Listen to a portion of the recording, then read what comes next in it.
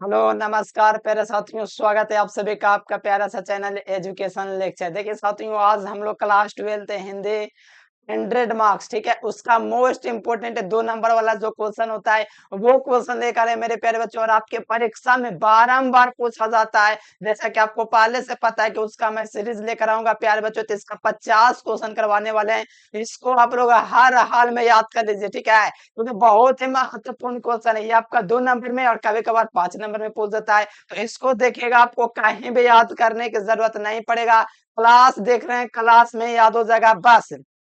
इस वीडियो को देखिए, आराम से पूरे मन से देखिए, पूरे गहराई से देखिए, पूरे तन से देखिए, ठीक है प्यारे बच्चों। आइए फटाफट शुरुआत करते हैं। आप लोग भी उत्सुक होंगे कौन कौन सा वो क्वेश्चन है जो आपके परीक्षा के लिए बहुत ही महत्वपूर्ण है। तो आइए शुरुआत करते हैं मेरे प्यारे लाल। और साथ में आप लोग चैनल से पहली बार जुड़े हैं तो चैनल को सब्सक्राइब कर लेना है, ठीक है, और सब्सक्राइब करने के साथ बेल नोटिफिकेशन दबा लेना है। इससे जितना भी क्लासेस आगे इंपॉर्टेंट होगा वो आपके पास नोटिफिकेशन के जरिए पहुंचेगा, ठीक है, तो सब्सक्राइब कर लीजिए। आइए प्यारलाल, और साथ में व्हाट्सएप ग्रुप में आप लोग जुड़ना चाहते हैं तो इस नंबर पर आपको व्हाट्सएप मैसेज कर देना है। व्हाट्सएप ग्रुप में आप लोग को जुड़ जाना है, ठीक है। व्हाट्सएप का ये हाई कर दीजिएगा, हेलो कर दीजिएगा, व्हाट्सएप ग्रुप का लिंक आएगा, ज्वाइन कर लीजिएगा, फॉलो कर लीजिएगा। आइए शुरुआत करते हैं।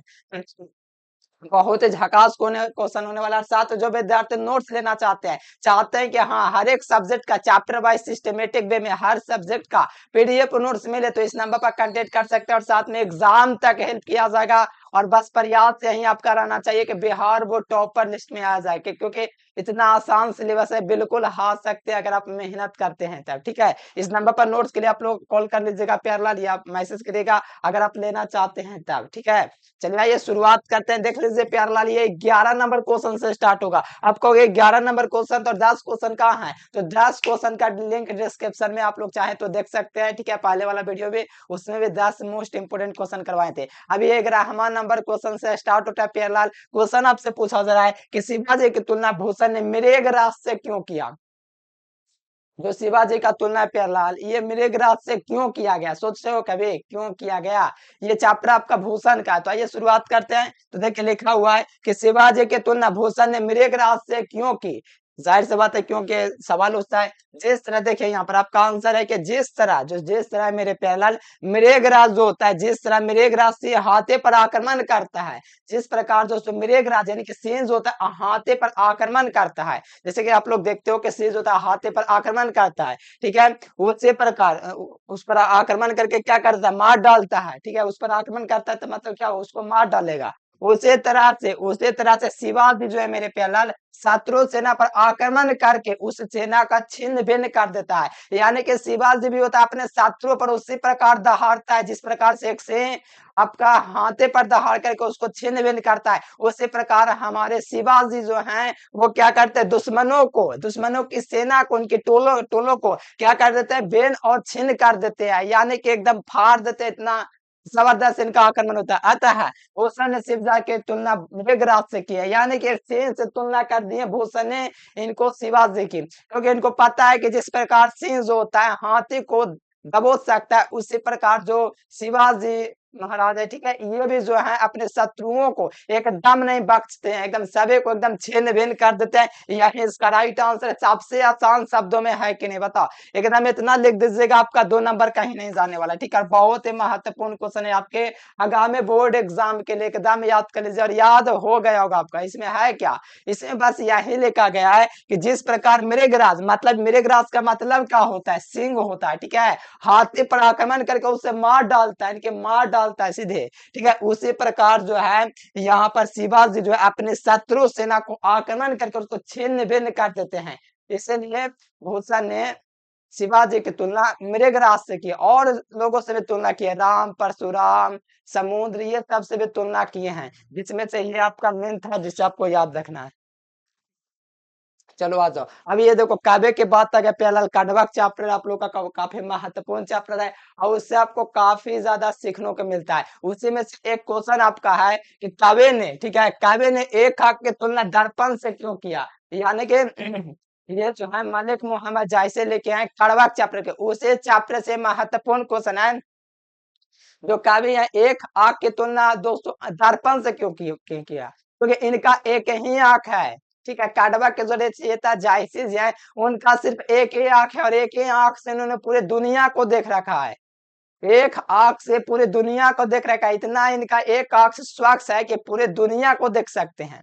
देखिए क्या कहा जाता है, ध्यान दीजिएगा। एक काव्य ने एक आंख की तुलना दर्पण से किया है। देखिए क्या कारण है कि वो दर्पण से तुलना किए। काव्य ने अपनी एक आंख की तुलना दर्पण से इसीलिए किया क्योंकि उनका दोस्तों एक आंख था, वो दर्पण के समान एकदम स्वच्छ था। जैसे दर्पण आप लोग देखते हो कितना स्वच्छ दिखता है, एकदम साफ सुथरा दिखता है। उसी प्रकार जो कवि मलिक मोहम्मद जायसी, उनका एक ही आंख है लेकिन बिल्कुल स्वच्छ है, एकदम कैसा दर्पण के समान एकदम स्वच्छ एकदम है। ठीक है, स्वच्छ व निर्मल है। ठीक है, उसमें मनुष्य की वैसी प्रतिछाया दिखती है जैसे वह वास्तव में होता है। जैसे वास्तव कोई भी अगर आईना के सामने जाएगा, दर्पण के सामने जाएगा तो उसकी जैसी छाया दिखेगी वो जैसा दिखता है। उसी प्रकार ये कवि कहते हैं मेरा आंख जो एकदम दर्पण के समान एकदम स्वच्छ है, जिस तरह का मेरा आंख उसी तरह मैं दिखता हूँ। यानी कहा जाए तो सही अर्थों में तो उनका दोस्तों मानना है कि एकदम इनका आंख है वो स्वच्छ है, पहला बार जैसा वो प्रतिछाया बनता है वैसा इनका दिखता है।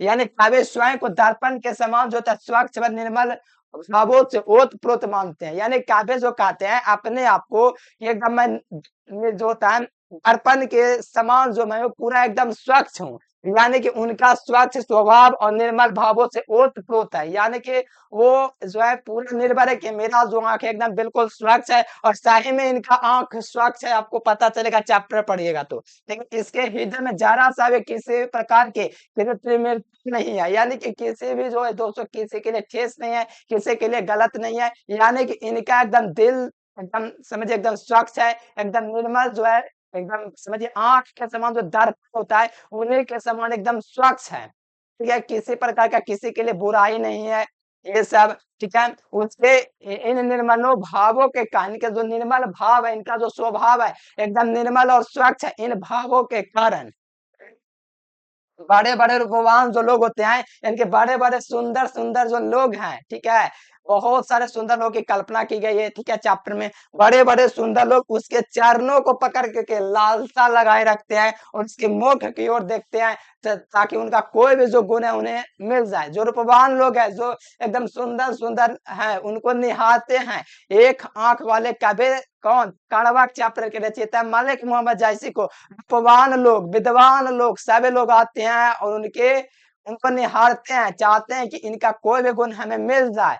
मलिक मोहम्मद जायसी जी का, ठीक है? ये था मलिक मोहम्मद जायसी के बारे में। अगर मेरा पढ़ा हुआ सिर्फ आप सुन लेंगे ना, तो मैं गारंटी कहता हूँ एक बार में याद होगा, ज़िंदगी में दोबारा पढ़ने की चीज़ नहीं है, ठीक है? एकदम आसान शब्दों में लिखा हुआ है, जो है वास्तविक में वही चीज़ लिखा हुआ है, ठीक है? कोई भी हार्ड लैंग्वेज यहाँ से आपको नहीं दिखेगा, एकदम सरल भाषा में है, ठीक है? एकदम स्वच्छ है, जैसे आपका कवि का जो आँख स्वच्छ है, उसी प्रकार से परिभाषा भी स्वच्छ है, एकदम निर्मल के समान। आइए यहाँ पर देख लीजिए 13 number question, art of conversation क्या है? देखो आर्ट ऑफ कन्वर्सेशन, आर्ट मैंने सीखना होता है, कन्वर्सेशन देखो आर्ट ऑफ कन्वर्सेशन जो यूरोप के लोगों में देखा जाता है, इसका मतलब होता है बातचीत करने की शैली। ये बातचीत की शैली जैसे बातचीत होता है तो उस समय ऐसा पॉइंट छोड़ दिया जाता है जिसको सुन करके कानों को अत्यंत खुशी मिलता है। लगता है कि एक बार और सुने, एक बार और सुने, एक बार और सुने, इतना स्वच्छ लगेगा कि एकदम मन लगेगा वो वाला बात सुन के। ऐसा पॉइंट होता है, उसी को आर्ट ऑफ कन्वर्सेशन कहा जाता है। ये यूरोप के लोगों में, जैसे यूरोप के लोगों में बहुत सारे देश हैं, ठीक है, वहां ये जो होता है आर्ट ऑफ कन्वर्सेशन सबसे ज्यादा प्रसिद्ध है। तो देखिए आर्ट ऑफ कन्वर्सेशन एकदम याद होगा मैंने क्योंकि आपको परिभाषा बोल दिया। आर्ट ऑफ कन्वर्सेशन बातचीत करने की एक कला है, यानी आर्ट ऑफ कन्वर्सेशन है बातचीत करने की एक शैली होती है, कला होती है, कैसे बातचीत करना चाहिए, किस तरह से बात करना चाहिए, यह एक कला है। जो यूरोप के लोगों में, जो यूरोप के जो लोग हैं, यूरोप में बहुत सारा देश है, बहुत सारा देश है, जर्मनी है, इंग्लैंड है, बहुत सारा ऐसा देश है जो यूरोप के अंतर्गत है। तो वहां पर यूरोप के लोगों में ऐसी जो होता है ज्यादा प्रचलित है, यानी कि आर्ट ऑफ कन्वर्सेशन यूरोप के जो लोग हैं वहां पर सबसे ज्यादा प्रचलित है। हम लोग क्या एशिया के हैं, एशिया महादेश के, ये यूरोप की बात कर रहा है, तो वहां पर सबसे ज्यादा प्रचलित है आर्ट ऑफ कन्वर्सेशन, ठीक है। और यहाँ पर इस बातचीत की कला में ऐसी चतुराई के साथ प्रसंग छोड़ जाते हैं। प्रसंग का मतलब एक नहीं होता है कि बात ऐसा लगता है तो उसको बार बार सुने, ठीक है, उसी को कहा जाता है प्रसंग छोड़ दिए जाते हैं, जिसको सुन करके कानों को अत्यंत राहत मिलता है, एक बार और सुने, ठीक है, जिन्हें सुन करके कानों को अत्यंत सुख मिलता है, साथ ही साथ इसके अन्य नाम जो होता है प्यारेलाल क्या हो जाता है, गोष्ठी का होता है। इसका एक और नाम क्या होता है, एक पूरा तो नाम नहीं लिखा हुआ है, इसका एक और नाम होता है गोष्ठी, कुछ इस प्रकार से होता है। ठीक है, ठीक से तो नहीं लिखा हो, फिर भी आपका हो जाएगा, क्योंकि ये सब होता रहेगा और आपको याद होता रहेगा। ठीक है, ये सब महत्वपूर्ण क्वेश्चन आर्ट ऑफ कन्वर्सेशन, ठीक है, याद रखिएगा, बहुत ही महत्वपूर्ण है। ऑब्जेक्टिव में पूछा जाएगा कि आर्ट ऑफ कन्वर्सेशन का मतलब क्या है, तो बातचीत की क्या है, तो ये आपका बातचीत का है कि ऐसा कला है प्यारा जो यूरोप के लोगों में देखा जाता है। अगर ऑब्जेक्टिव में पूछेगा कि ये आपका आर्ट ऑफ कन्वर्सेशन कहाँ के लोगों में प्रचलित है, तो अधिकांश लोग भारत लगा दे, लेकिन नहीं, ये यूरोप के महादेशों में सबसे ज्यादा जो होता है प्रचलित है। चलो आ जाओ, ये पुंडलिक जे कौन है, देखो पुंडलिक जे कौन है। पुंडलिक जे कौन है, बहुत ही महत्वपूर्ण क्वेश्चन है 2025 के लिए। कभी कभार 5 नंबर में भी पूछ दिया जाता है, ठीक है, तो इसको आप लोग को 2 नंबर में याद रखना है। 5 नंबर, अगर 5 नंबर में पूछ जाए तो बढ़ा के लिख देना, क्या दिक्कत है, लिखा जाएगा ना, बस देख लीजिए। यहाँ से कहा जाता है पुंडलिक जे कौन थे, पुंडलिक जे भितिहरमा के शिक्षक थे। अब ये कहोगे कौन सा चैप्टर से है, तो प्यारेलाल ये चैप्टर आपका एक चैप्टर है, ठीक है, वो आपको पढ़ाएंगे। पुंडलिक जे भितिहरमा के शिक्षक ने, जहां से गांधी जी ने दोस्तों पुंडलिक को बेलगांव से, ठीक है, यानी कि भितिहरमा के कौन से प्यारेलाल पुंडलिक जी शिक्षक थे, जहां पर भितिहरमा के शिक्षक थे गांधी जी ने पुंडलिक जी को बेलगांव से, यानी कि गांधी जी थे वो पुंडलिक जी को बेलगांव से क्या बुला करके भितिहरमा के आश्रम विद्यालय में बच्चों को पढ़ाने के लिए नियुक्त किया। यानी कि यहाँ पर कहा जाए गांधी जी थे पुंडलिक जी को बुलाएं, पुंडलिक जी से निवेदन किया कि आइए हमारे यहाँ पढ़ाइए भितिहरमा के पास, ठीक है, भितिहरमा के आश्रम में विद्यालय में आइए, बच्चों को पढ़ाइए, उनको नियुक्त किया शिक्षा के पद पर, कौन, महात्मा गांधी ने, ठीक है, किसको, पुंडलिक जी को नियुक्त किया। गांधी जी चाहते थे कि निर्भीक एवं कर्मठ पुंडलिक, देखो गांधी जी चाहते थे कि निर्भीक एवं कर्मठ कौन, तो पुंडलिक जी कौन कैसे थे, ये निर्भीक थे एवं कर्मठ थे, ग्राम वासियों को दिल से अंग्रेजों के, ठीक है, अंग्रेजों का भय दूर करे। यानी कि हो सकता है कि अंग्रेजों का खौफ चलता होगा उस जमाने में, हर स्कूल में चलता होगा, तो ये गांधी जी थे वो जानते थे कि सत्य अहिंसा का प्रयोग करते थे, वो चाहते थे कि हाँ पुंडलिक जी को बुलाएंगे तो कर्मठ है, निर्भीक है, डर नहीं इसको किसी से है, ठीक है। तो ये स्टूडेंट्स को जो था अंग्रेजों को चंगुल से मुक्त कर रहे, यानी क्या ये तो एकदम मजबूत बनाने के लिए एकदम इनको लाए थे और नियुक्त किए थे कि जो है हमारे जनता में उनका जो भय है, अंग्रेजों का जो खौफ है वो खत्म हो सके, इसीलिए तो सत्य अहिंसा का प्रयोग किए थे गांधी जी, इसीलिए भय को दूर करने के लिए इनको नियुक्त किया गया।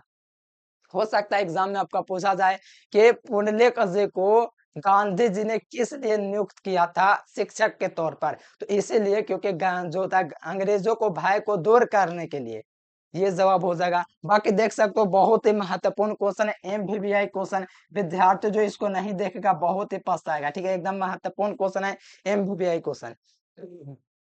देखो नारे की पराधीनता कब से आरंभ हो गई, देखो नारे की जो पराधीनता होती है वो कब से आरंभ हो गई, नारे जो होता है पराधीनता नारे के कब से स्टार्ट हो गई, देखो नारे की पराधीनता है तब से स्टार्ट हो गई जब मानव जाति ने कृषि का आविष्कार किया, तब से नारे घर में पुरुष बाहर रहने लगा, मतलब नारे घर के काम करेंगे पुरुष बाहर का काम करेगा, नारे घर में खाना बनाएंगे पुरुष कमा करके लाएगा, तब से नारी की पराधीनता स्टार्ट हो गई जिस समय कृषि का आविष्कार हुआ। देखिए क्या कहा जा रहा है, नारे की पराधीनता कब आरंभ हो गई, तो मेरे प्यारेलाल मानव जाति ने जब कृषि का आविष्कार कर लिया, जब पता चला कि हाँ इस जिंदगी में जो है कच्चे कच्चे जो मांस खाते थे उनको पता चला कि कृषि का आविष्कार होने से हम कृषि को आराम से एकदम खा पी सकते हैं, अपनी आवश्यकताओं को भोजन में प्रस्तुत कर सकते, तो वो कृषि के जरिए हो पाया, यानी कि मानव जाति ने जैसे ही कृषि का आविष्कार किया तो नारी और पुरुष बाहर रहने लगे, मतलब कि देखो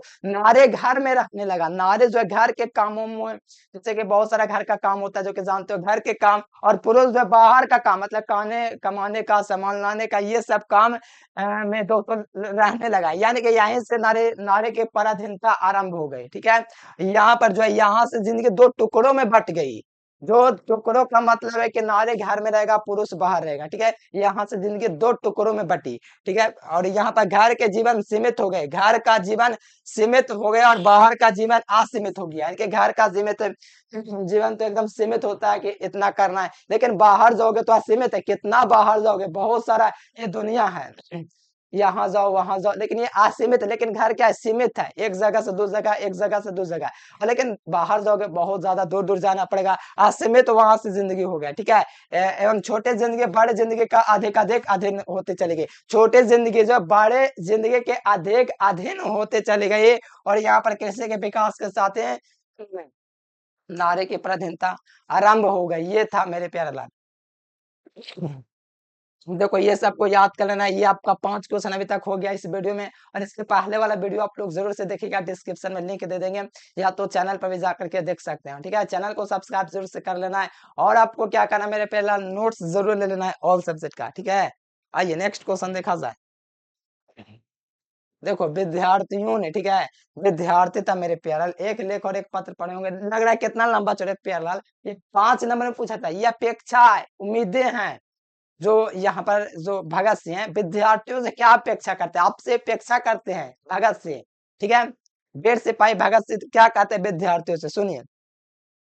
भगत सिंह विद्यार्थियों के राष्ट्र के विकास में महत्वपूर्ण कारण मानते हैं, सही बात है। विद्यार्थियों को ही क्यों चुने, क्योंकि विद्यार्थी युवा है, पढ़े लिखे हैं, अनपढ़ गवार नहीं है कि नेता पर जाएंगे और ये लड़ाई करवाएंगे, नहीं। ये जो है समझते हैं कि स्टूडेंट्स को क्यों करें, क्योंकि पहला बात तो स्टूडेंट जो है युवा है, और साथ में पढ़े लिखे हैं, इसको गलत और सही का अनुभव है, कौन गलत है कौन सही, क्योंकि पढ़े लिखे हैं, जान सकते हैं। भगत सिंह विद्यार्थियों के राष्ट्र के विकास में महत्वपूर्ण करते थे कि सच्चे लगन, सच्चे सच्चे जो होता है सचेतनता और एकनिष्ठ भावना से नैतिक गुण के साथ विद्यार्थियों को अध्ययन करना चाहिए, एकदम जो होता है सच्चे हृदय से, एकदम से मन से एकदम अध्ययन भी करना चाहिए, ठीक है। ये नहीं कहते सिर्फ आप जाइए ये सब करिए, खाली ये कहते हैं कि पढ़ाई में भी रहिए, ठीक है। राजनीति में भी सक्रिय रूप में भाग लेना चाहिए, क्योंकि देखिए पढ़े लिखे लोग भाग लेंगे तो उनको पता होता है कैसे देश को चलाना है, कैसे करना है। जो पढ़ा लिखा नहीं होगा वो क्या करेगा, बस यहीं वहीं खाली करेगा बस। और पढ़ा लिखा रहेगा उसको दिमाग रहेगा कैसे ले जाना है इंडिया को पावर, विश्व यानी कि विश्व गुरु कैसे बनाना है, इसके लिए वो सोचेगा। अरे जो अनपढ़ गवार रहेगा बस नेता को मूर्ख बनाते रहेगा, ये वो करता रहेगा, बस ये होता रहेगा, ठीक है।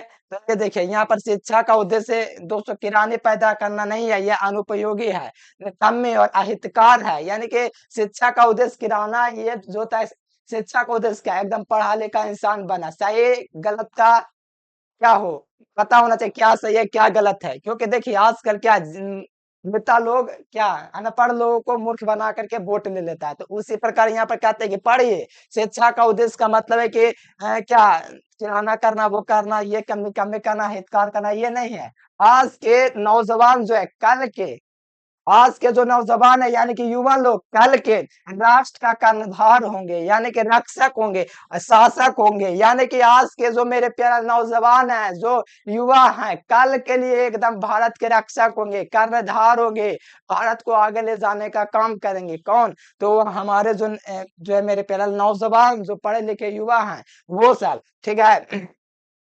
उन्हें सम्यक अध्ययन के साथ यानी कि उन्हें पूरे ईमानदारी के साथ जैसे पढ़ाई करते हो उसी प्रकार देश की सेवा भी की जाए।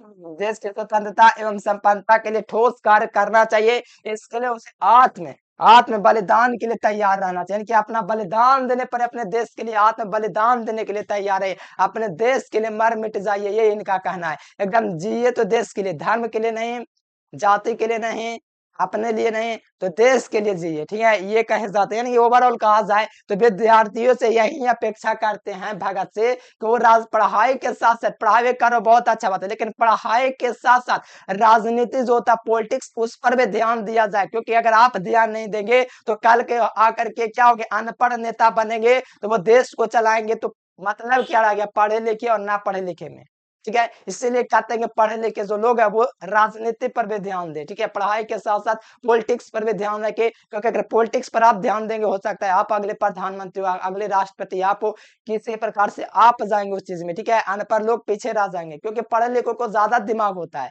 उनको ज्यादा अनुभव होता है, इसीलिए कहते हैं, ठीक है। एकदम सभी भाषा को आप लोग को समझ जाना है। चलो आ जाओ नेक्स्ट क्वेश्चन देख लो। देखो देखो समझा समझा के पढ़ा, रीडिंग थोड़े डालना है कि ये वो ये ऐसे करके चल थोड़े जाना है, को समझाना है एक्चुअल मैथ क्या है, हिंदी का मतलब क्या है। ठीक है, राष्ट्रभाषा हिंदी ऐसी है, आपको पढ़ना तो पड़ेगा ना हिंदी।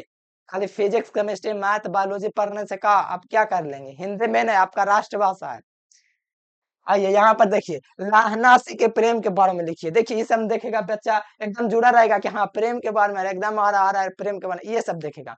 हर चीज देखिए, हर चीज में कुछ ना कुछ गुण होता है, तो इसमें भी कुछ गुण है, इससे भी कुछ सीखने को मिलेगा। लाहनासी के प्रेम के बारे में लिखिए, लाहनासी का प्रेम कैसा था, बचपन में क्या करता था, किससे क्या पूछता था, इस तो जानवे करते होंगे, क्योंकि इस का आपको क्या बोलते हैं, मजा आता है पढ़ने में।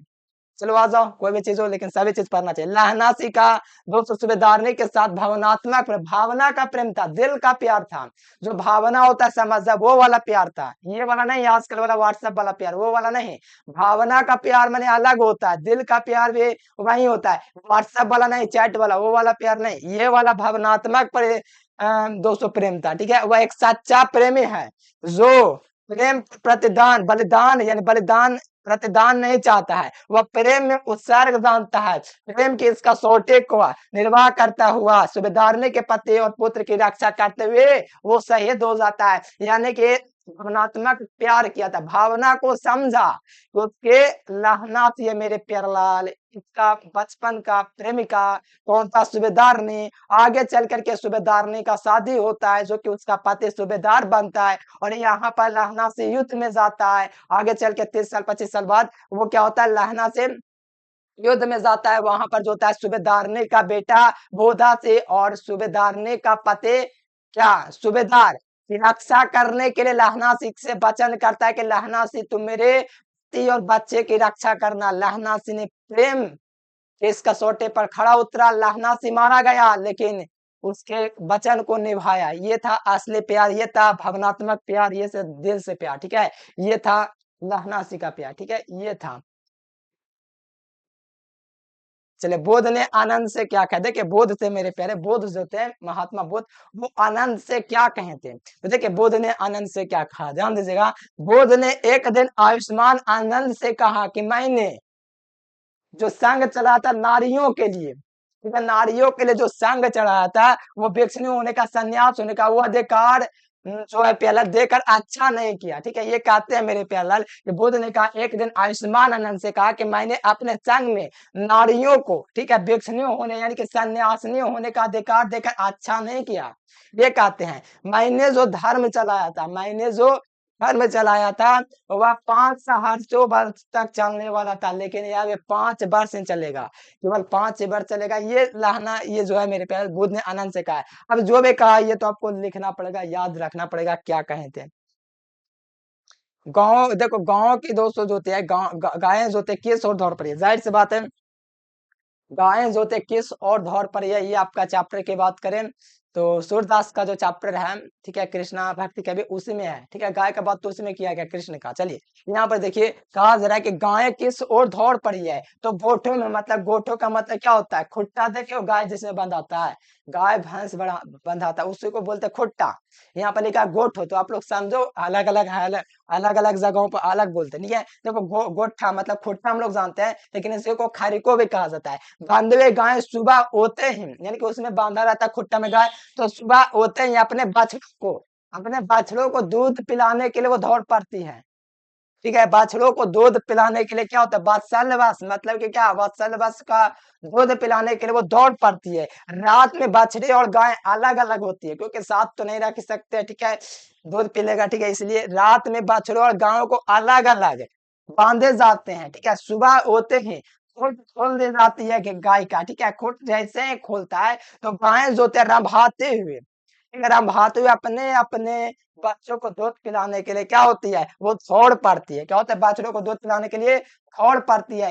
ये था, यानी कि जाहिर सी बात है गाय किस लिए दौड़ेगा, जाहिर सी बात है अपने बच्चों को दूध पिलाने के लिए दौड़ पड़ेगा जैसे ही खुलेगा। ठीक है, तो ये है अपने भाषा में, आप लोगों को तो एक बार में याद हो गया, सुन गए थे। ठीक है, एक बार में याद हो गया होगा कि, चलिए आइए मेरे प्यारे लाल, ये देखिए बातचीत के संबंध में बेन जॉनसन और एडिसन का क्या विचार है, ये भी बहुत ही महत्वपूर्ण क्वेश्चन, एकदम याद कर लीजिए। ठीक है, एकदम इजी है, एक बार में याद हो जाएगा। देखिए क्या कहा जा रहा है कि बातचीत के संबंध में जॉनसन और एडिसन के क्या विचार थे। तो देखिए बातचीत के संबंध में बेन जॉनसन, ठीक है, बेन जॉनसन का राय था। बेन जॉनसन क्या कहते थे कि बातचीत में इसका क्या प्रतिक्रिया था, ये क्या चाहते थे बातचीत के बारे में। देखिए बेन जॉनसन कहते हैं कि बातचीत के संबंध में बेन जॉनसन का राय है, मत है, मतलब है बातचीत का कि बोलने से मनुष्य उसका सही रूप का पता चलता है। जब तक मनुष्य बोलेगा नहीं, पता नहीं चलेगा वो किस खानदान का, कैसा खानदान का वो लड़का, कैसा उसका नियत है, वो बोलने से पता चल जाएगा। यानी कि बोलने से मनुष्य के सही रूप का पता चल जाएगा, वो किस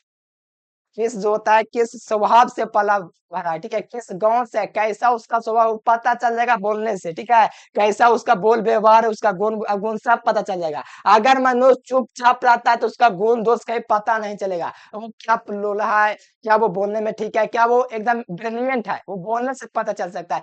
फेस देख करके पता नहीं कर सकते हो कि वो बहुत महान है, और ये भी नहीं पता कर सकते हो कि वो एकदम टॉपर लेवल का स्टूडेंट। आप तभी पता करोगे जब उससे कुछ क्वेश्चन करोगे।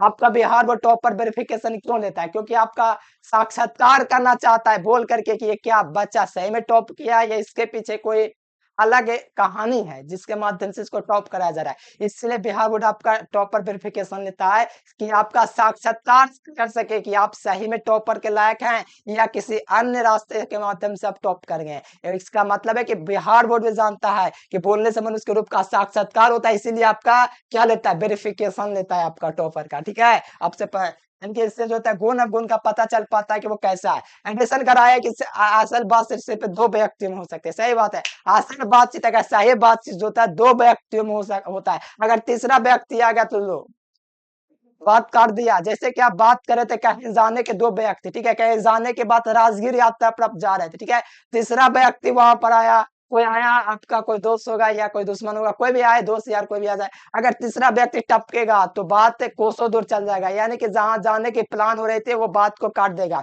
या तो आप किसी का शिकायत कर रहे हो, ठीक है, तो दोस्त का एक दूसरे से, अगर वही दोस्त आ गया तब बात काट दोगे कि हाँ ये बहुत बढ़िया वो बहुत बढ़िया, बात काट दे, यानी कि पलट दिया बात को। यही कहा जाता है अगर सही बातचीत हो रहा है तो दो व्यक्तियों के बीच ठीक है, अगर तीसरा आ गया तो वो ये बात नहीं हो पाता है, ठीक है। जिसका तात्पर्य हुआ कि जब दो आदमी होते हैं तो अपने दिल की बात करते, हो सकता है दिल की बात करता हो, ठीक है। अगर दो लड़का होता है या कोई भी लड़की हो, कोई भी हो दुनिया में, अगर दो लोगों के बीच बातचीत होता है तो एक दूसरे के बीच होता है, दूसरे सामने खोल करके बातचीत करते हैं। वहीं तीसरे बार आते कोई तीसरा आ जाता है तो कोसों दूर, मतलब बहुत दूर, ठीक है, कहाँ से कहाँ हो रहा था, कहाँ से कहाँ बात होने लगा, ये हो जाता है, ठीक है। चलिए बहुत ही जबरदस्त क्लास था मेरे प्यारे लाल। अभी 30 क्वेश्चन बचने का, तो ये सब क्वेश्चन आपका होगा। और जो विद्यार्थी नोट्स वगैरह नहीं लिए, ठीक है, तो मैं कहूंगा यही कि आप लोग को नोट्स जरूर ले लेना है। देखिए इसके पहले मैं करवाया हूँ, ठीक है, देख लो इसके पहले मैं करवाया, इसके पहले का वीडियो देख लें, देखो 10 क्वेश्चन है ना मेरे पहले, ये सब करवाया हूँ, देख लो ये सब क्वेश्चन पूरा करवाया हुआ क्वेश्चन है। बस आपको मेहनत करना है, जितना क्वेश्चन का एकदम मन से कीजिए, तन से कीजिए, और क्लास में याद हो गया और आपका नोट्स लेना जरूरी है। प्यारा लाल आपको नंबर नीचे देख रहा है, उस नंबर पर कांटेक्ट करके ले लीजिएगा, क्योंकि इसमें आपको चैप्टर वाइज ऑब्जेक्टिव सब्जेक्ट पूरा दे देगा और एग्जाम तक हेल्प किया जाएगा। सबसे महत्वपूर्ण सूचना है, ठीक है। ये नंबर आपको देख रहे हैं प्यारे बच्चों, इस नंबर पर आपको कांटेक्ट करना है। चलिए प्यारे लाल, मुझे उम्मीद है एकदम पूरा उम्मीद है कि एकदम बढ़िया से समझ में आया होगा। अब आपका मर्जी, आप क्या पढ़ के इधर उधर बात कर रहे थे, ऐसे से देख रहे थे, क्या मजाक में ले रहे थे, तो हो सकता है आपको ना समझ में आया हो। इसे करके देखिए और मन से देखिए, ठीक है। चलिए प्यारे बच्चों, आज के लिए फिलहाल इतना ही। Thanks for watching this video. जय हिंद, वंदे मातरम।